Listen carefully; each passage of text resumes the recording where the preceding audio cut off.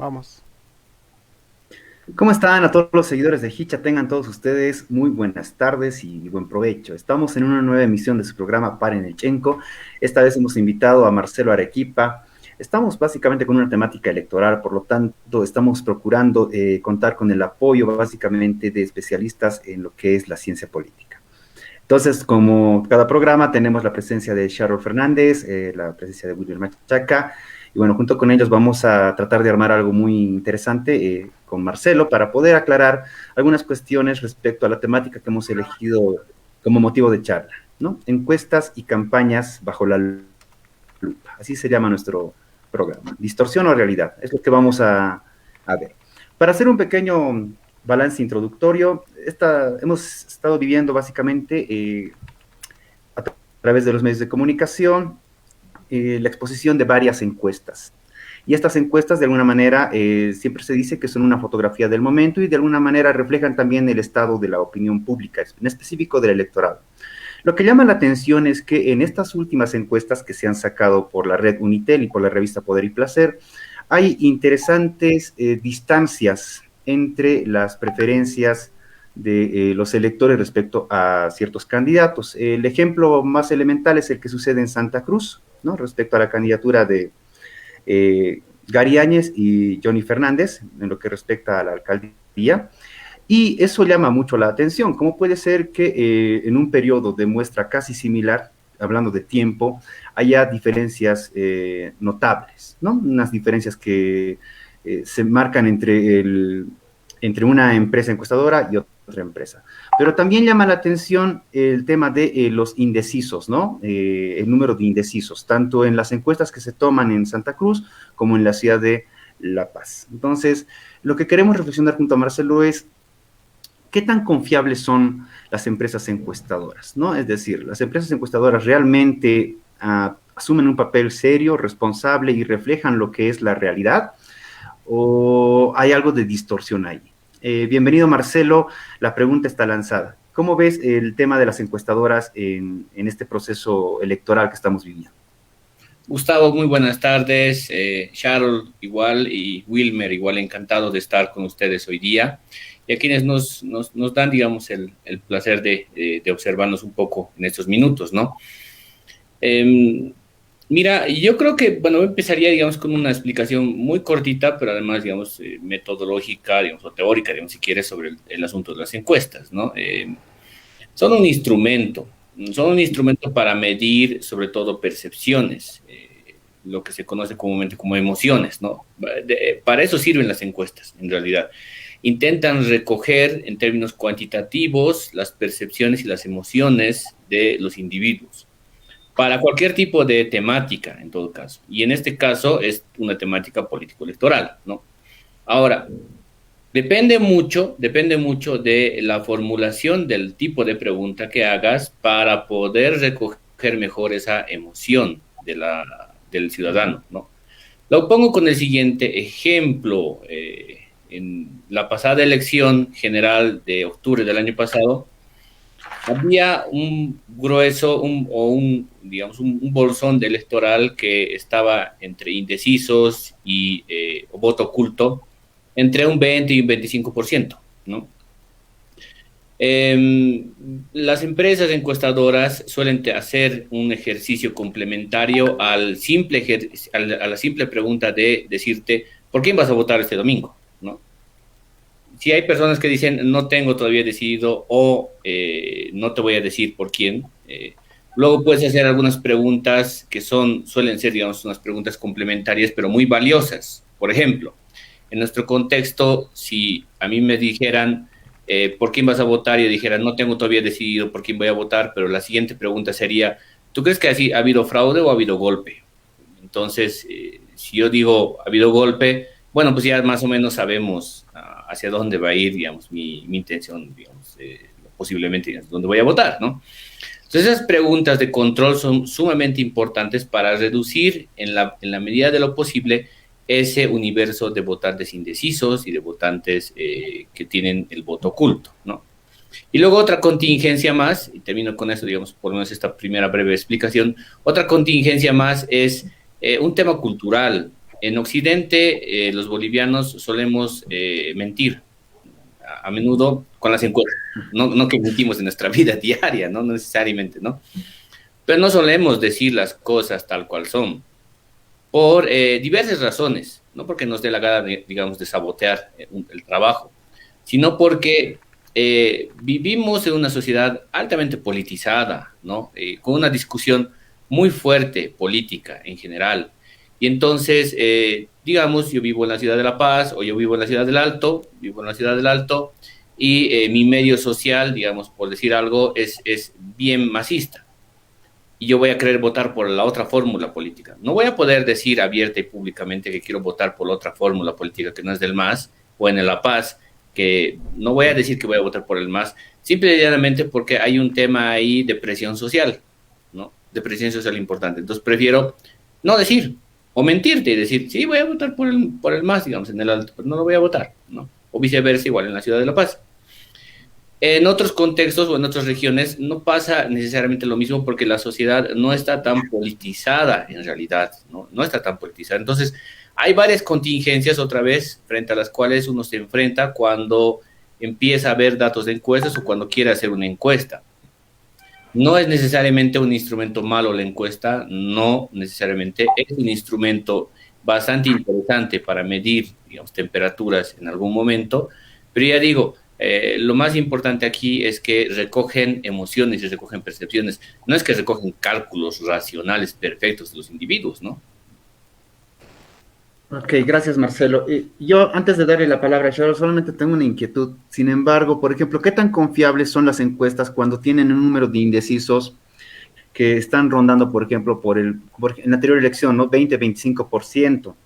Escuché Uh alguna -huh. vez que lo más sensato es que una encuestadora se atreva a lanzar sus datos y todavía con el 95% de confiabilidad, siempre que ese margen de indecisos esté entre el 10%, entre el 10 y el 11%, porque eso es todavía manejable, pero ya cuando el margen es del 25, por ejemplo, por ciento, ya se hace muy dudoso porque esa cantidad puede distribuirse entre los dos primeros candidatos de una manera poco precisa, ¿no? De hecho, en la anterior elección, Sies Mori hizo una suerte de traspaso de ese 25%, casi de manera automática a Carlos Mesa, ¿no? Y de ahí se daba que entre el primero y el segundo había una diferencia del 5%.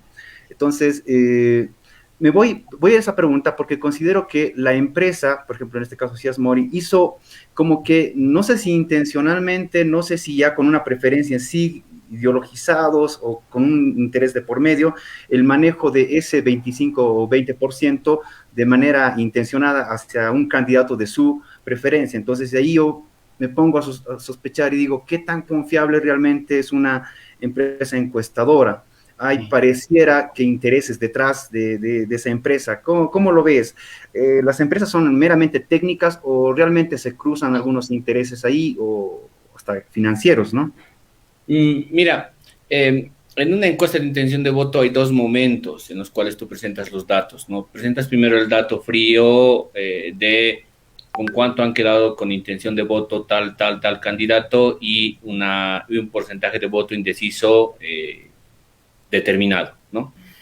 Y luego lo que suelen pedir, digamos, el cliente, quien está contratando a la empresa encuestadora, es que haga una proyección de qué pasaría si esos votos indecisos se distribuyen entre los candidatos, ¿no? Ahora, ahí en la fórmula está el problema, ¿no? O el tema, en realidad, no el problema, sino el tema.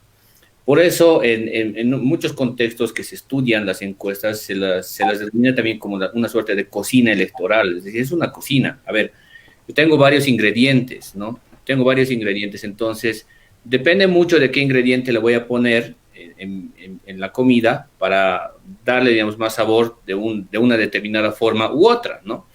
Entonces, hoy tiene una fórmula, aplica una fórmula matemática para proyectar esos votos indecisos y traspasarlos y ponerlos, digamos, en una posibilidad de cómo eso se puede expresar en votos válidos, ¿no? Pero probablemente esa fórmula, en algún caso, digamos, no es la más precisa, probablemente. Otras empresas hacen exactamente lo mismo con otra fórmula también, pero finalmente se trata por eso de combinar ahí, ponderaciones y combinar, digamos, fórmulas matemáticas de proyección. Ojo, que son proyecciones. no es necesariamente, digamos, lo que va a pasar en la realidad, son proyecciones. Claro, lo que no nos dicen en el fondo las personas que presentan la encuesta y los que analizan la encuesta, no nos están diciendo que son solamente proyecciones, nos generan esa ilusión y ahí sí que creo que más bien la responsabilidad está dentro de parte de los analistas que revisan las encuestas, nos generan esa ilusión de que lo que se decía el año pasado, 7 de cada 10 no quieren votar al MAS, ¿no es cierto? Hemos escuchado hasta el cansancio eso y realmente luego los datos han dicho otra cosa, ¿no es cierto? Yo creo que se han equivocado ahí. Y un apunte más sobre lo que decías de tu preocupación sobre por qué hay tanto, por qué se identifica tanto voto indeciso, ¿no? A ver, no es tanto el hecho de que una encuesta sea mal realizada porque encuentra una bolsa de entre un 20 o un 30% de indecisos. No necesariamente. Eso tiene que ver con microclimas sociales que ya están, digamos, instalados en la población en general. Yo he estado revisando procesos electorales en el continente de los últimos 10 años y uno se va topando con la noticia de que de manera creciente, mientras más nos aproximamos hasta este año, de manera creciente los electorados en todos los países indecisos son incrementados cada vez más. Es decir, hay un grueso de un bolsón electoral entre un 20 y un 25%, yo diría, de un promedio a nivel Latinoamérica de indecisos, que es decir, es gente que llega el día de la votación y que decide por quién va a votar el minuto en el que está frente a la papeleta. O sea, hay mucha gente hoy día que está así, en ese plano, ¿no? Y no es porque por eso la encuestadora realmente no haya hecho un buen trabajo, sino porque hay una tendencia general en la que más bien el plano de las emociones es el más determinante, es el más pesado, ¿no? Luego, por tanto, yo voy a llegar ese día de la votación a decidir por quién voy a votar. Quizá más bien, si nos fijamos en el margen de error que manejan las encuestas, ahí sí, digamos, podríamos un poco empezar a polemizar respecto de esta encuesta no está muy bien hecha, esta otra está mejor hecha, porque normalmente tiene que oscilar un margen de error entre un 3 a un 5%, normalmente, para que tenga un nivel de confiabilidad de más del 90%. Si pasa entre el 3 y el 5% de su margen de error, entonces, bueno, por tanto, ahí una encuesta no es buena, ¿no? Ahí sí podríamos quizá ahondar un poco más, porque tengo la impresión de que sobre todo el nivel de precisión sobre el dato de gobernadores, ese es el dato que no están llegando a precisar, o no están calibrando bien, perdón, en el resultado las encuestadoras. Ok, gracias Marcelo. Sin embargo, a mí siempre me pica la duda, ¿no? De las empresas en función también a quienes les encargan estos trabajos, ¿no? Si es Mori, es Unitel, ¿no? Uh-huh. Esto del último que tuvimos de Capture y Consulting es Poder y Placer, esta revista. Y creo que había una entre Red 1 y no me acuerdo qué más, una empresa que se me dio ahorita el nombre. Pero bueno, ahí están las sospechas. Sharol, ¿alguna interrogante? Gracias, Gustavo. Bueno, quería hacer un apunte y luego una pregunta. Primero, cuando nos dices que las encuestas de alguna manera no son simplemente esta captura de pantalla, yo qué sé, de las emociones de la gente, ¿no? Sin embargo, las elecciones también van a ser lo mismo, ¿no? No es que hay un grado de mayor objetividad una vez que el votante llega a la urna, y de todas maneras va a ser a partir de las emociones que este resultado se manifieste.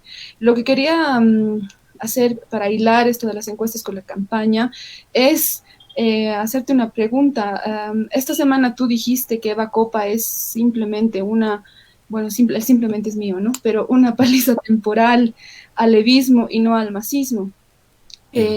Quisiera que nos expongas tus argumentos más contundentes acerca de, por favor.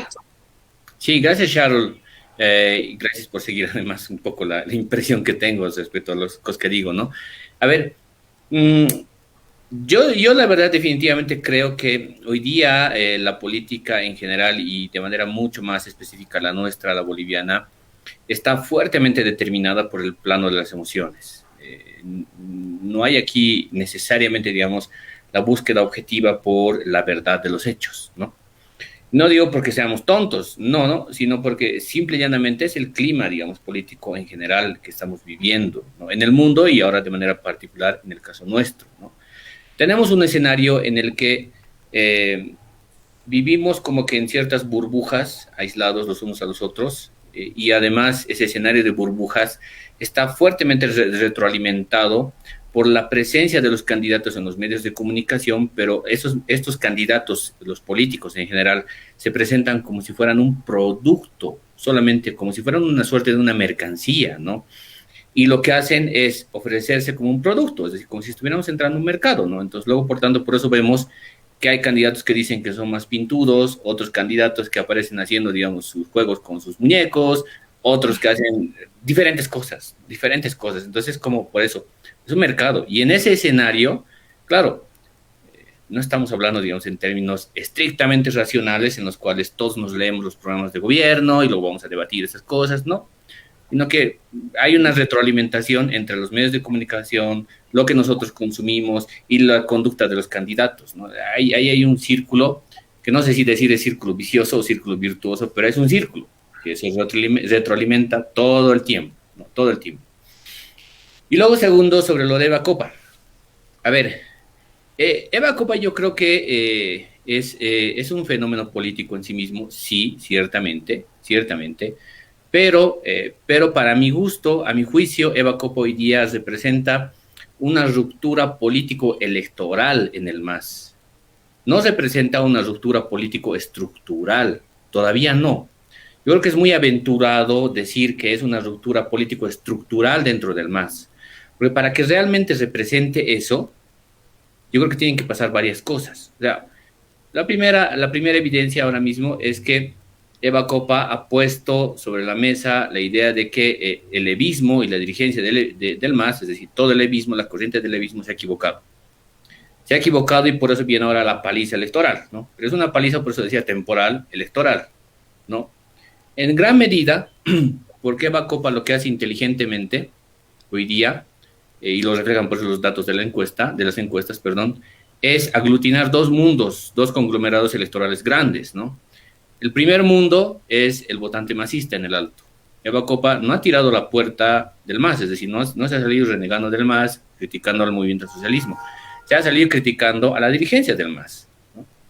Y el segundo gran conglomerado es ese conglomerado de clase media alteña que en algún momento le votó pues a Soledad Chapetón porque veía en Soledad Chapetón la imagen que ve hoy día en Eva Copa, mujer, lideresa, en ascenso, y que de paso interpela, digamos, al masismo que yo odio, digamos, como soy clase media alteña, yo odio el masismo, entonces ella interpela, digamos, al levismo, entonces, bueno, por tanto, entonces veo que es alguien interesante, y por eso el candidato de Soledad Chapetón no tiene ni 1% de intención de voto, ¿no? Es decir, casi ni siquiera aparece. Entonces, lo que hace Eva Copa es comerse ahora mismo esos dos grandes conglomerados electorales, ¿no? Y luego, segundo, va a representar, o sea, no lo condiciono, es decir, no creo que, no lo tomo, perdón, como un absoluto el hecho de que Eva Copa no va a ser algo, digamos, estructural dentro del MAS, pero para que realmente ocurra eso, yo creo que primero hay que ver varias cosillas en el camino. Por ejemplo, hay que ver cómo termina su gestión, o cómo comienza, o cómo lleva adelante su gestión en la alcaldía. No hay que olvidar que la dinámica de la alcaldía en el Alto es una dinámica muy fuerte, una dinámica muy particular, en la cual todo el tiempo estás prácticamente negociando con varios sectores, ¿no? Eso te va a desgastar de alguna forma, te va a desgastar. Fíjense si no el semblante de Soledad Chapetón hoy día. Hace 5 años atrás, la foto de Soledad Chapetón y la foto de hoy día van a ver que es completamente distinta. Es una mujer que ya está, yo creo, muy desgastada políticamente, ¿no? Muy desgastada. La alcaldía del Alto tiene la fama de ser como una suerte de una moledora de carne, ¿no? Es decir, entras y realmente es muy difícil sobrevivir políticamente a eso, ¿no? Porque es todo un desafío en todo caso, ¿no? Y segundo, hay que ver cómo se relaciona Eva Copa con el gobierno de Luis Arce y David Choquehuanca. Tenemos que ver cómo se termina por relacionar con ellos, sobre todo con David, ¿no? Sobre todo con David. Y tercero, hay que ver cómo termina posicionado Evo Morales después de esta elección del 7 de marzo. Porque en la medida en la que termine más o menos ubicado dentro del MAS, vamos a terminar por afinar mejor, creo, esta idea de que probablemente sí, efectivamente va a haber una corriente alternativa dentro del MAS, o se va a crear un nuevo partido con un nuevo instrumento, una nueva orientación, un nuevo horizonte, qué sé yo. Pero de fondo, y voy cerrando con esta intervención, de fondo creo que tendemos mucho a romantizar demasiado. Primero, por un lado, los antimasistas romantizan mucho el hecho de que, no, es que hoy día el MAS está perdiendo posiciones electorales y intención de voto. Mentira. Si uno se fija los datos de elecciones pasadas y la tendencia de voto que nos están mostrando estas encuestas, solamente en Santa Cruz es donde tiene un desempeño que uno podría decir, bueno, realmente le sale al debe. No me estoy metiendo con el Alto porque yo creo que en el Alto, al final del día, la competencia es el MAS contra el MAS. No hay nadie ahí aparte del MAS contra el MAS. No es otra cosa, ¿no? Eso es por un lado. Y por otro lado, claro, va a sonar un poco a prejuicio lo que voy a decir lo que voy a decir a continuación. Pero yo creo que gran parte de la clase media paseña, sobre todo, se lava la cara con la imagen de Bacopa. Porque dice, pero esa es la alternativa realmente que estábamos todos esperando. ¿Cómo que todos estábamos esperando? Un ratito, así, ¿no ve? O sea, no es eso. O sea, y la dinámica de la política por eso tiene esa particularidad hoy día. Y creo que por eso intento yo detenerme más bien en la idea de dejar de romantizar, digamos, un poco la imagen política e intentar más bien analizar en el contexto en el que estamos hoy día cómo está situado y hacia dónde probablemente va a ir, ¿no?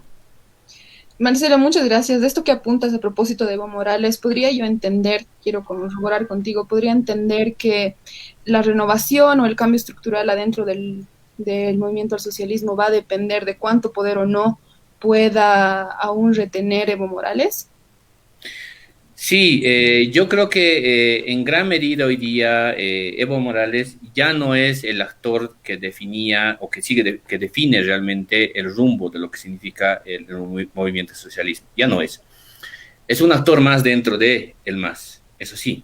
Y por eso, digamos, la pelea dura, ¿no? Por la pelea dura. Es tanto así que después de la presencia de Evo Morales en el Alto, de hace unos días atrás, ayer mismo aparece Segundina Flores, la lideresa de las Bartolinas, y aparece criticando la decisión de los candidatos que, sobre todo en la alcaldía del Alto, es decir, hablando sobre Bacopa. O sea, a eso me refiero con que esa es la dinámica, es decir, al parecer toda la política hoy día a nivel nacional está transcurriendo dentro del MAS. En el otro lado, realmente no hay absolutamente nada, más allá de que alguien de repente salga a hablar como terraplanista del escudo nacional, digamos. Exacto. Pero realmente eso es la política, digamos, en el país. No, o sea, no es la política eso en este país. Toda la dinámica de lo que significa, por eso, si entendemos la política como conflicto y como disenso, que eso es en el fondo, no es la vida, digamos, en armonía necesariamente porque estás peleando por el poder, todo eso está siguiendo su curso dentro del MAS, no está siguiendo su curso en el otro lado. Entonces, eso debería llamarnos de verdad la atención. Ya, bien picoso, ¿no? Por las afirmaciones que haces, Marce. Pero habría que estudiar de fondo también a los que integran al movimiento Jalaya, ¿no? Más allá, digamos, de la eventualidad, porque también habría que ver la evolución del discurso de Eva Copa, que puede, como tú dices, puede ser también producto del momento que estamos viviendo, de esta fractura interna en el movimiento del socialismo, pero también cala muy interesante la presencia de este discurso que te está reflejando que hay no sé si en todo Jalaya, pero sí en específico entre los que están en el entorno de Eva Copa, reivindicando una posición un tanto mucho más radical y opuesta al movimiento al socialismo. A mí me hace pensar que hay que explorarlos, hay que hacer un poco de etnografía, tal vez desde adentro, porque también es una mirada desde afuera, ¿no? Desde donde estamos puestos. Eva Copa me parece a mí un boom, en el sentido de que su campaña está muy bien trabajada y se puede aplicar básicamente esto del marketing en redes, ¿no? Lo han hecho muy bien. De hecho, es la única candidata de todo el espectro que tiene una narrativa detrás, o sea, se puede construir un storytelling fácilmente, ¿no? Y haces un relato de la heroína, cosa que no se puede hacer con los otros candidatos. Entonces, sí, hay un marco contextual ahí, pero también creo que existe en esta oferta, por lo menos la esperanza también en el electorado, de que se está rompiendo una hegemonía respecto a lo popular.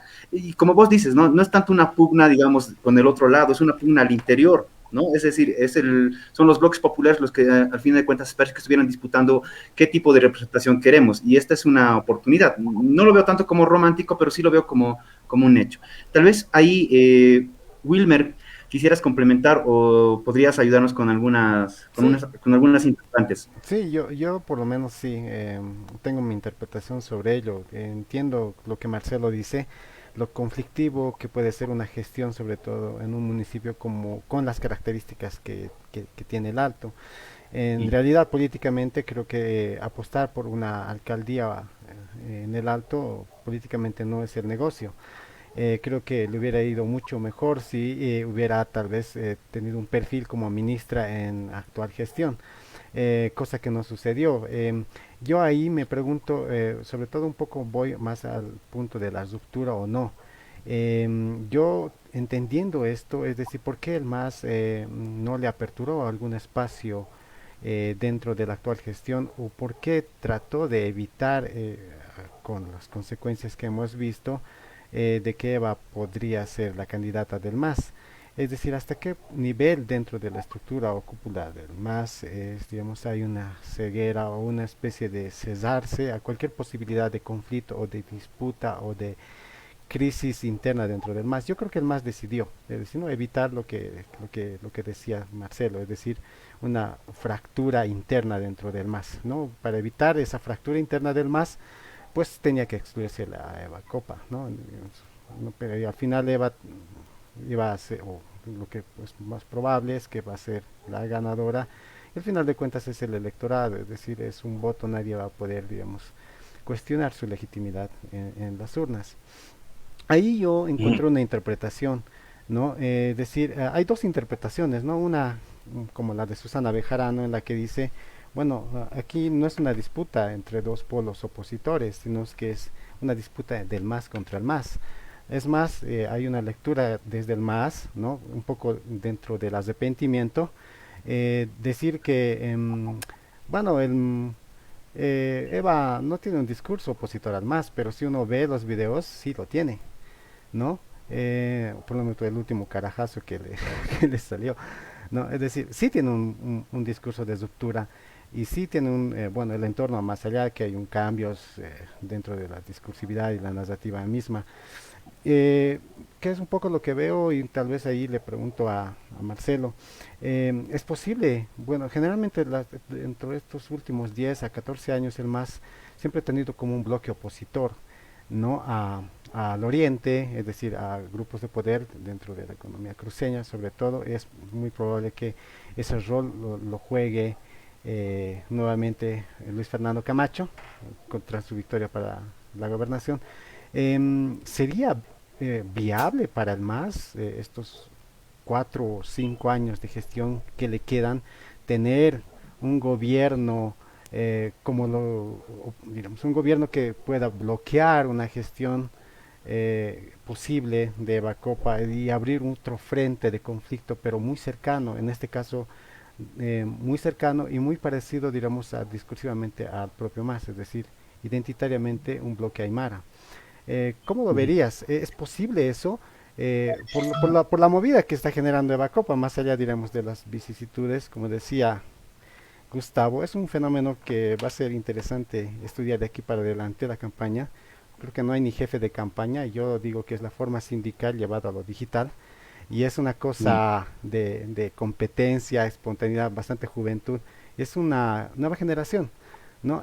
Bueno, esa es mi consulta. Mm. Mm. Em, a ver, voy a intentar enlazar un poco con lo que acaban de comentar ustedes con lo siguiente. Em, Cuando uno tiene, digamos, un problema de salud, psicológico, lo que sea, mientras más pronto lo trates, mejor, ¿no es cierto? Es decir, vas a salir mejor parado de eso. Mientras más postergues eso y quieras, qué sé yo, evadir, digamos, el problema, realmente lo vas a pasar mal.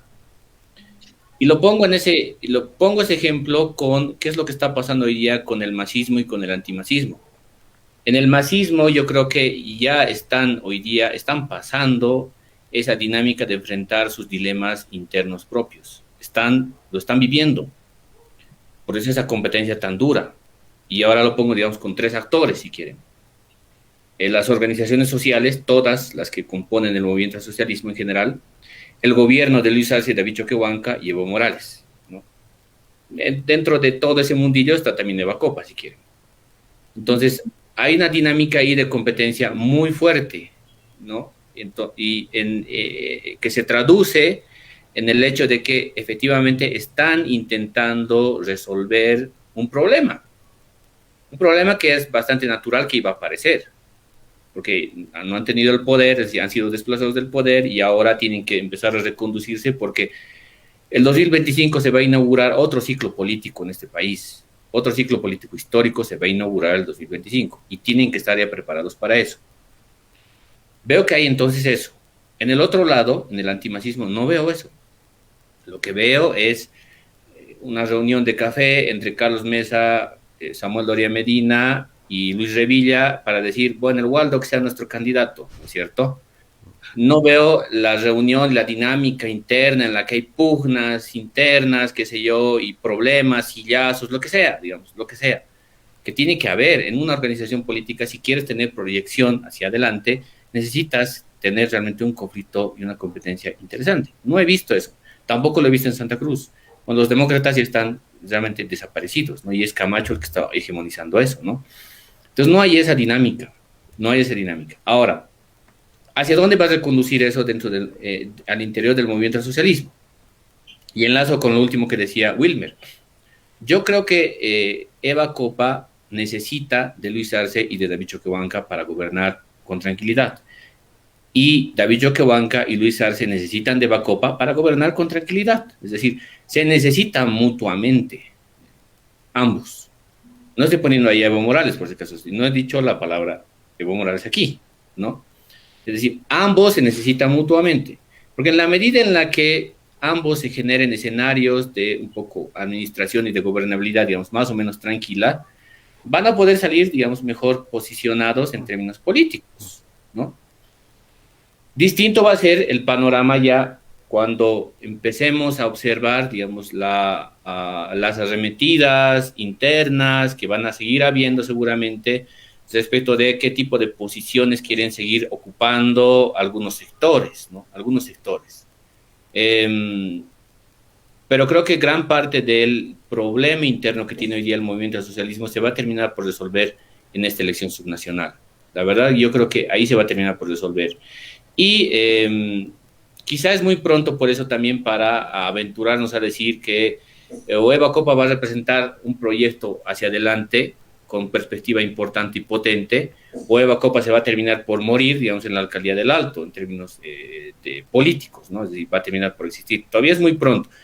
Que representa un fenómeno en sí mismo político-electoral, sí, lo representa, pero otra vez es un fenómeno político-electoral, no hay que olvidarse de eso. No es Felipe Quispe. Felipe Quispe, el Malcu, era un fenómeno político histórico, antes de ser un fenómeno político electoral. Ya era un fenómeno político histórico. Y Eva Copa no es ni eso, ¿no? Todavía. Solamente es electoral.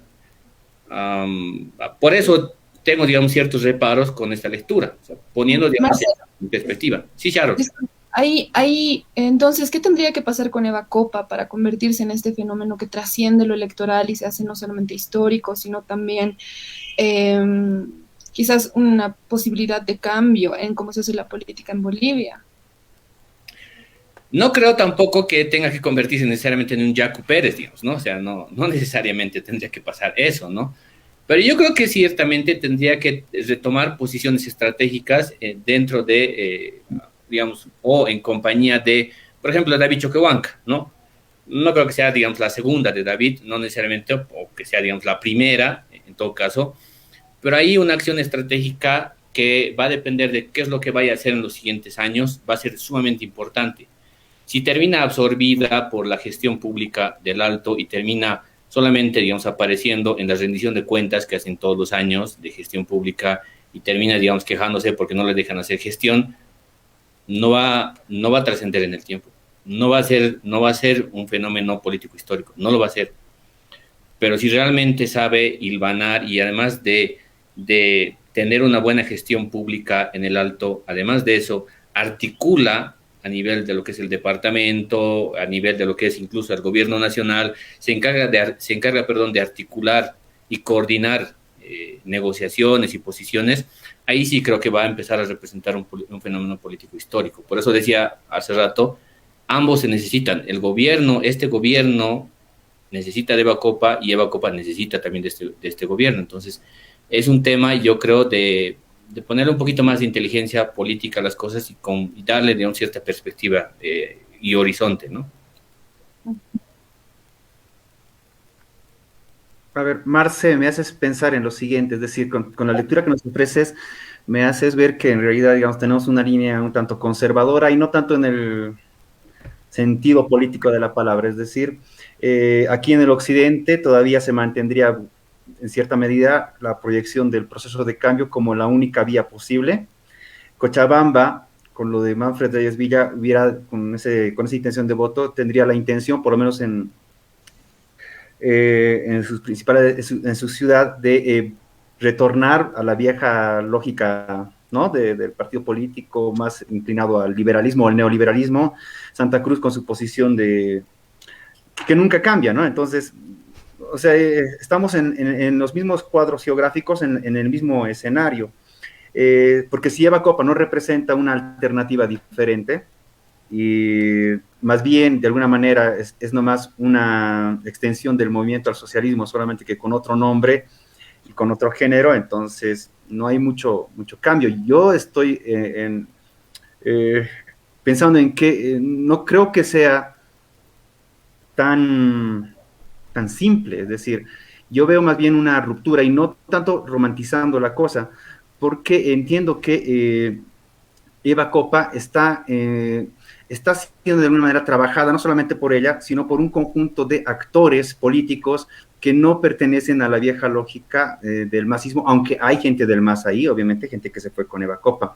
Y aquí va mi pregunta, me refiero a cierto grupo de indianistas que estarían detrás de esta conformación. ¿Tú no ves en el indianismo, no de todos obviamente, pero sí de un grupo ahí, como un actor importante o renovador en la política partidaria de Evacopa? Sí, pero respondería un poco con otra contrapregunta también ahí. ¿Por qué siempre pensar en crear algo nuevo? ¿Por qué no renovar más bien algo que ya es bastante potente y bastante fuerte, ¿no? ¿Por qué no renovarlo? Esto es lo mismo que estos políticos que dicen hay que volver al Estado republicano, ¿no es cierto? A la república. No va a funcionar. Claro. Eso no va a pasar.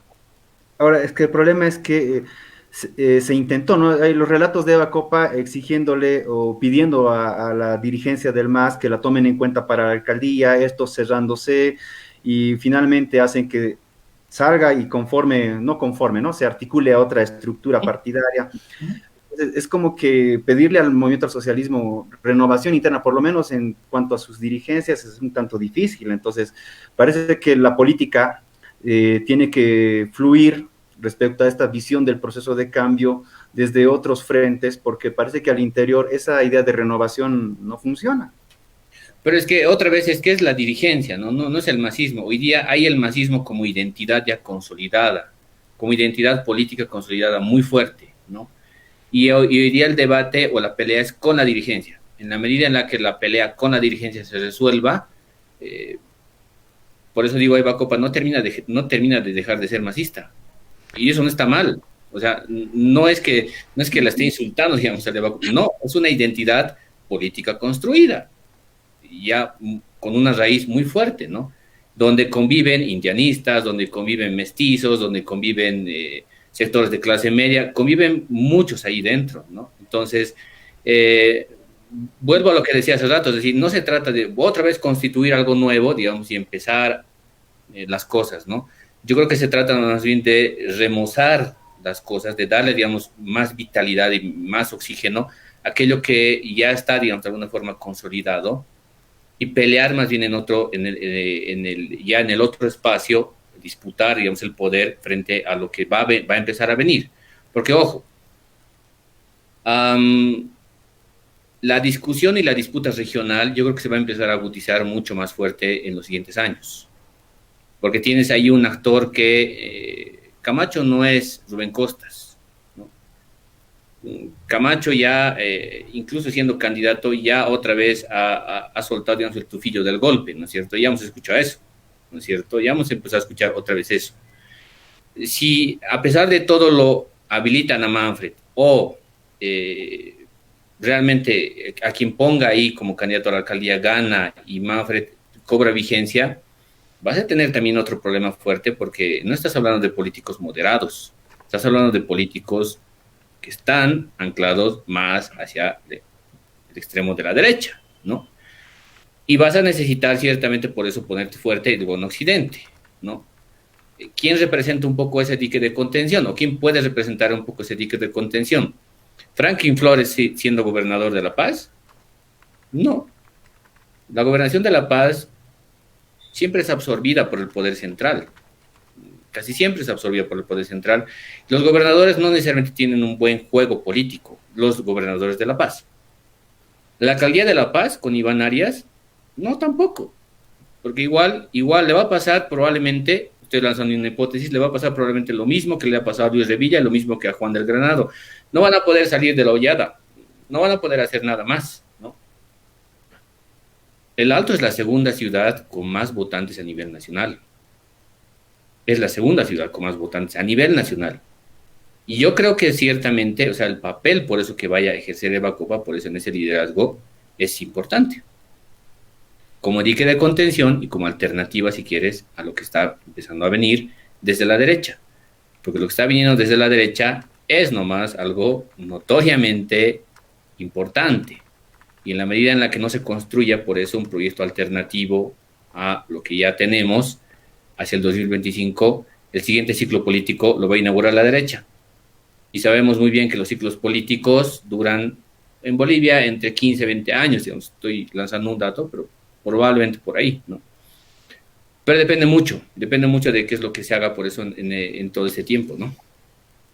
Ok, entonces independientemente de lo que pueda significar para el MAS Evacopa, por lo menos estoy recuperando algo de lo que estás diciendo que me parece bien importante. Esta fractura de Evacopa del movimiento al socialismo está dando lugar también a otra opción popular. Entonces es como que el bloque popular que está disgustado con cierta política del masismo tiene otra opción también en el mismo sustrato popular para poder votar, ¿no? Y entonces ahí me parece interesante la idea del dique, porque este dique se habría llenado de otro elemento más de contención y que lo hace, que lo engrosa frente, digamos, a este retorno de la derecha localizada en cierta región del oriente. Wilmer, ¿algún comentario o Sharon?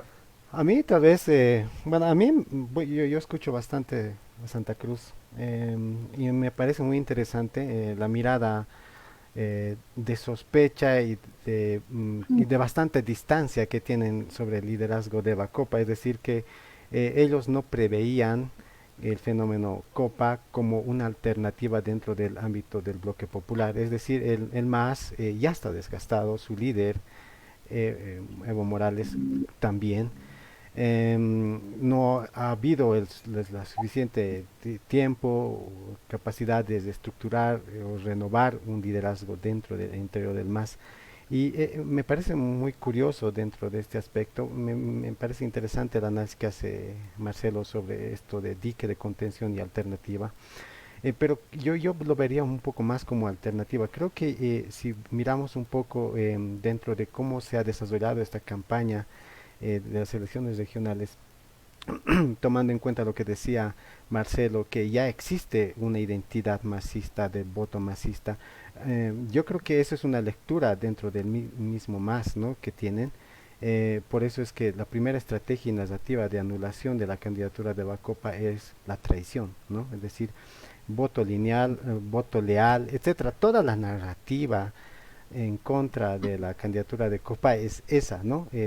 Buscar afiliar, es decir, el voto hacia el MAS, por esto de la lealtad, ¿no? Es decir, a mí me parece, más allá, independientemente de esto, que es muy difícil de comprobar, creo que el voto masista, más allá de que ha sido avasallador en muchos procesos electorales, como muchos dicen, es como una maquinaria electoral que genera una adhesión sobre todo coyuntural. No sé si existe una identidad de voto masista. Es más, hasta especularía en el sentido de que sí existe un voto por un proceso político y creo que es eso lo que el MAS no ha podido tal vez y tener la capacidad de leer, ¿no? Eso como comentario, no más. Mm. Claro, lo que pasa es que creo que las observaciones un poco que se hacen son a la dirigencia del MAS, no es el masismo en realidad, ¿no? Es la corriente, digamos, interna de lo que es todavía el levismo, ¿no? Por eso creo que esas observaciones van más bien mucho más dirigidas ahí, pero en el fondo yo creo que por eso y una prueba de lo que estoy diciendo sobre el tema de la corriente del masismo es el hecho perdón, los resultados de las elecciones de octubre del año pasado. El MAS se podía haber desintegrado, tranquilamente se podía haber desintegrado. Y digamos, la clase media, alteña, paseña, qué sé yo, en ascenso, hubiera votado por Carlos Mesa. No lo hizo, no lo hizo. No es, digamos, la opción más extrema, ¿no? Pero no lo hizo. Entonces, el MAS para mí, el movimiento del socialismo, pasó una prueba de consistencia histórica muy importante el año pasado. Prueba de consistencia que tenía que ver con, ya no está tu caudillo, ya no está tu líder. Ahora, ¿qué vas a hacer? ¿Vas a poder sobrevivir a esta elección o vas a morir? Han ganado y han triunfado ellos. Entonces, creo que esa es una prueba por eso de lo que decía, como corriente política histórica ya está instalado el MAS. Nos puede gustar más o menos Evo Morales, no importa, pero el tema es que ya hay tenemos una corriente política interna dentro de lo que significa ya la misma cosmovisión, si quieren, digamos, boliviana de lo que es la identidad política del MAS como tal, ¿no?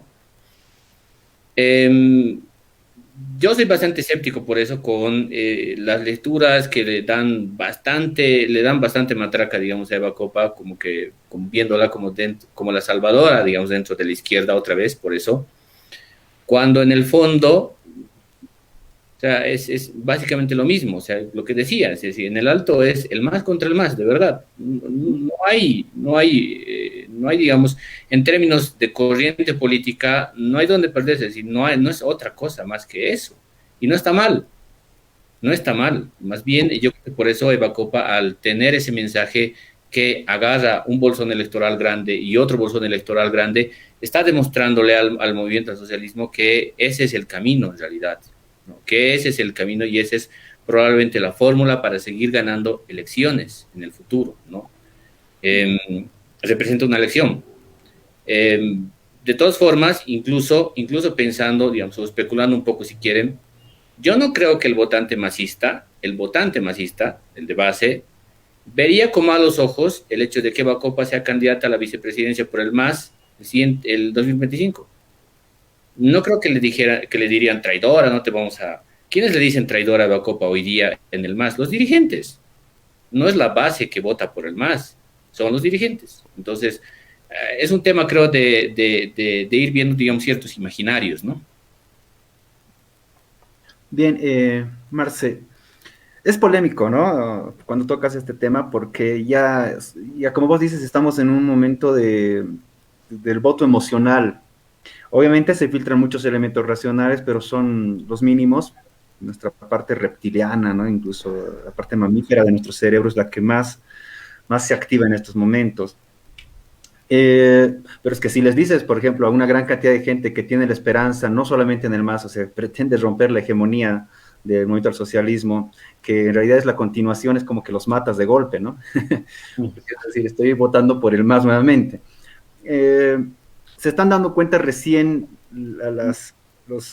cierta gente política importante del movimiento al socialismo del error que han cometido y no dudan en también llamarle la atención. Eso es muy interesante, ¿no? Pero también se ve los errores, las metidas de pata también discursivamente de la dirigencia, y entonces yo veo que ahí hay algo que está funcionando. A mí me molestó mucho cuando Evo Morales dijo que la gente está confundida en el alto, y un diputado luego replicó esa expresión, ¿no? Porque piensan que Eva Copa todavía es del MAS y no me gusta esa mirada al interior del MAS que es un tanto, ¿cómo les podría decir? Muy Totalmente. condescendiente, no sé, es como hay un prejuicio de que estos son demasiado tontitos y que, bueno, hay que ir a aclararles la figura. Mm. Entonces, hay una necesidad urgente, por ejemplo, de cambiar a ciertos actores que todavía piensan que tienen el monopolio de la lectura y de lo que es la claridad al interior del movimiento del socialismo. Y creo que Eva Copa, si bien no todavía podemos decir que es el gran proyecto, creo que es el primer paso para la autocrítica. Lo que está sucediendo con Eva Copa es que está aperturando también espacios de autocrítica muy fuerte al interior del movimiento del socialismo, me parece interesante eso, pero más interesante me parece que esa crítica sea dada ya en los segmentos populares, ¿no? Y que también de alguna manera se constituyan en alternativa o propuesta.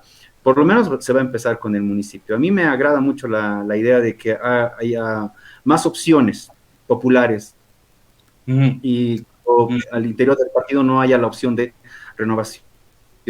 Eso para mí siempre es bueno. Y futuro se fractura y aparece otro bloque popular y entre bloques populares o partidos de alguna manera de representación popular empieza la competencia, mucho mejor, ¿no? Así no le das mucho espacio a las otras opciones de la acera del frente. Mm. Pero como es un voto emocional por el momento también, se trata de tocar emociones. Y yo creo que lo que está pasando ahora con el aymarazo, que ha comentado el Wilmer, miren, qué creativos, ¿no? No he visto a ningún candidato hacer este tipo de cosas ni con tanta juventud, todas trenzaditas como la Eva Copa, vestidas como ella, ¿no? Saliendo a la plaza. Hay gente muy creativa ahí, ¿no? Entonces sí se está tocando cierta emocionalidad y está funcionando, yo creo. Pablo Mamani decía que muchos salteños ven en Eva Copa como a la hija idealizada, ¿no? Ese prototipo de hija que quisieras tener liderizando ciertos aspectos de la política. Y creo que también ese es un anuncio importante, ¿no? Hoy la mujer en la escena política, no como antes, sino como alguien que de alguna manera replica, por ejemplo, la trayectoria de una Remedios Loza, ¿no? Así de activa y con discurso y con imagen política muy fuerte. ¿Algún comentario tal vez ahí para ir cerrando? Porque momento que ya tiempo. Sí, creo que nos estamos olvidando de que el primer interpelador dentro del MAS fue David Choquehuanca, no es Eva Copa. David es el primer, digamos, crítico duro en contra de Evo Morales, ¿no? Y de hecho por eso se hablaba mucho de la candidatura, que él tenía que ser candidato para la presidencia, que sé yo, ya había, digamos, eso. Entonces, no es Eva Copa la primera, digamos, en criticar a la dirigencia de lo que hace el movimiento del socialismo. Ese es un tema de imaginarios hoy día. Y el imaginario es, hoy día Eva Copa representa un poco la interlocución crítica a la dirigencia del MAS, pero en el alto. Eso es lo que representa ella. Pero que además se manifiesta en una otra candidatura, ¿no? David Choquehuanca siempre se ha mantenido dentro de la estructura, de los parámetros, de alguna manera ha sometido su voz al sistema que se ha creado dentro del MAS.